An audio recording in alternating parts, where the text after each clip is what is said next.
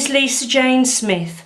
Welcome to my accurate depiction of the change in ladies' fashions from 1066 through to the 1980s. Back in 1066, when William the Conqueror invaded England, this is what the Saxons were wearing. The linen head covering, which wraps around the head and neck as a veil scarf, is called a head rail. The decorative gemmed brooches are used to attach the shoulder straps onto the dress. The white linen undergarment, this was worn for comfort and warmth and is called a chemise or a shift.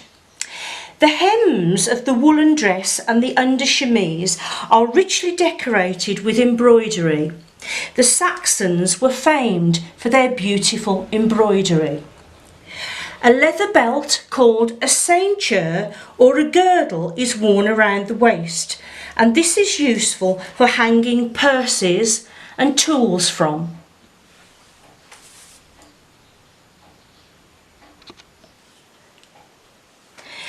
A new style of dress came to us with the Norman invasion called the bliaut, or the bliout as we would say it.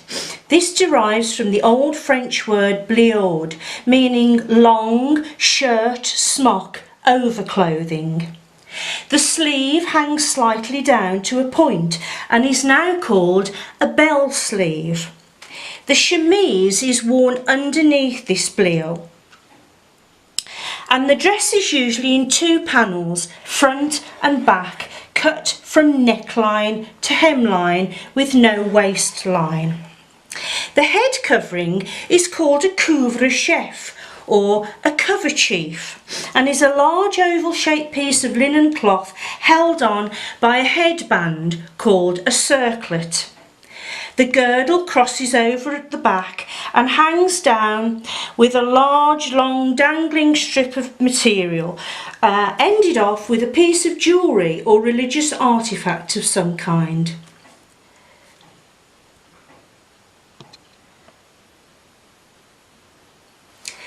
Veils go out of fashion for the youth of the day now, and the hair is the focus.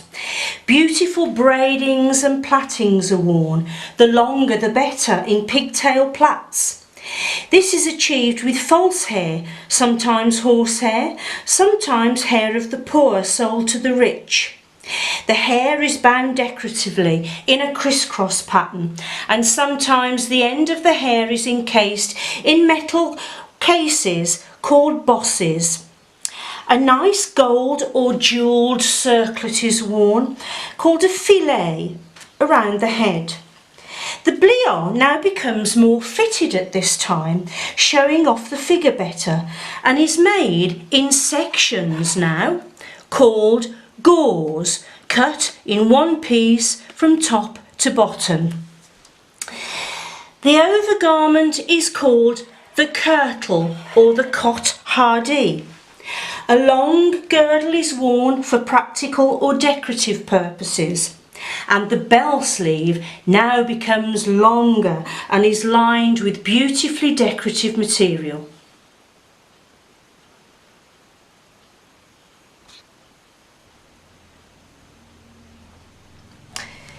This new style dress is called the bliaut giron or the round bliaut. It is an elongated gown of straight top to bottom fashion instead of flaring out at the bottom. The skirt is well gathered and sometimes even has a very wrinkled look. The waist or midriff is wrapped around with something called a silk stomacher or a demi-corsage. The sleeves now become longer, and they are so long and narrow sometimes to be dragging on the floor and have to be knotted up out of the way. But this straight style sleeve instead of the bell sleeve is called a pendant sleeve. The hair is plaited and rolled up on each side of the head over the ears. This was called ram's horn hair. The circlet or the fillet is now decorative, highly decorative with gems and pearls.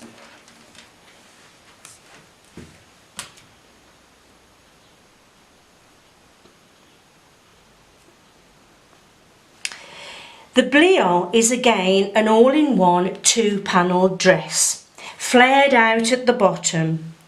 It is now less fitted and gathered at the waist to show the shape nicely, tied up with a leather belt or a decorative rope-style girdle called a ceinture. The fillet now becomes wider and is wider at the top than the bottom. This is called a torque-style headdress.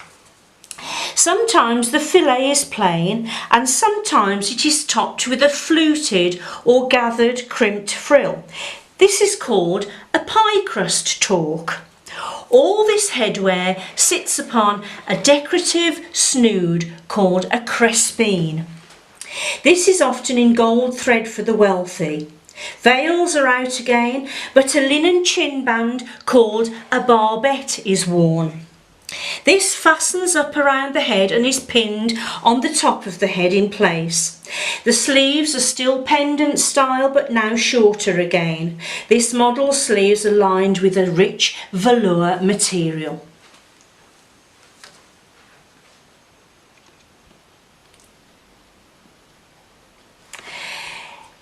Now a tight-fitted, full, narrow-sleeved kirtle is worn with a new overgarment. This overgarment is tabard or pinafore style and is called a surcoat or a cyclas. This is sometimes stitched up at the sides and sometimes left open, just wrapped around with a girdle or a ceinture.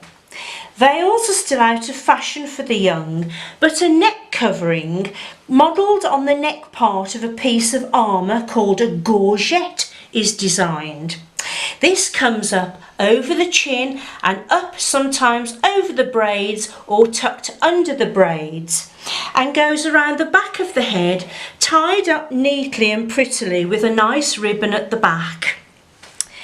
It is fashionable to have the hair horizontally braided with these gorget necklines, and over the ears taken round the back of the head. All sorts of fancy and decorative patterns and styles are applied in the braids of the hair.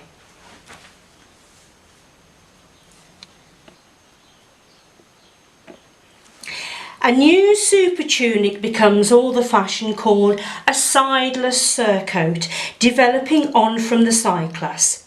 This is worn over the kirtle and is an all-in-one overgarment with open sides, exposing the fitted shape of the body inside the kirtle. It was scandalous at the time. These open sides in the surcoat were known as the gates or the windows of hell. This style came from the Spanish court and was called the pelote or the pelote as it is named, giving off glimpses of the body shape. This first style surcoat was quite wide at the front and the back panels and full flowing. The torque-shaped headdress is still fashionable but now developed, sometimes filled in at the top, but is worn without or with a veil and usually a neck covering called a wimple. Looks a bit like a nun would wear. Perhaps they thought that wearing this would appease the people hate-mongering the gates of hell. A new feature appears that covers the ram's horn hair wraps. They are mesh side calls called the crespines or crespinettes. Other headdresses of similar styles come under the group of headdresses known as the reticulated headdress. This comes from the Latin word reticulum, meaning metal fretwork.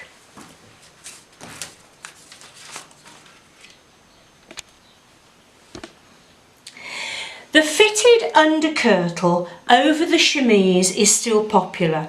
It has tight button sleeves now. There is a new style of sideless surcoat based much upon the first one, but has thinner front and back panels, showing off even more of the body shape through the larger windows of hell.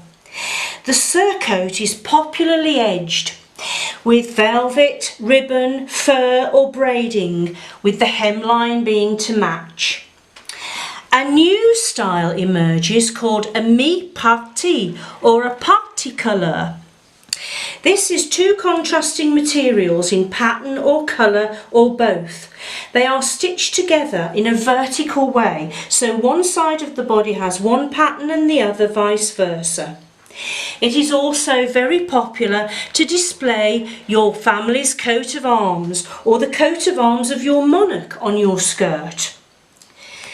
The reticulated headdress is still very popular.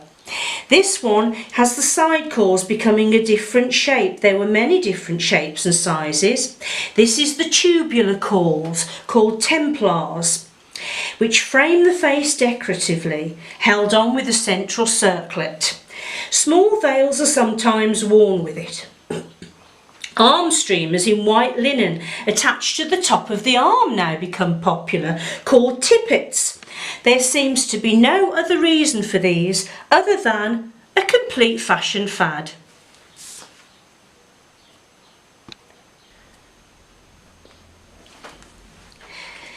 This third stage style of surcoat now has a definitely separately sewn in front and back panel of fur or velvet and is called a plastron. The word plastron comes from the word for the underbelly of the turtle shell, which is appropriate for these centrally stiffened panels. There is still a chemise, then a fitted overkirtle underneath, and a cotehardie showing through the windows with tight button sleeves. Although the reticulated headdress is still fashionable in all forms, a new style of headwear comes in called the gaufred headdress, also known as the nebule or the ruffled or frilled veil. This is a veil of linen which has either one or several layers of starched frills all around the front of it, prettily framing the face. The word gaufred or gouffre comes from the old French word for honeycomb.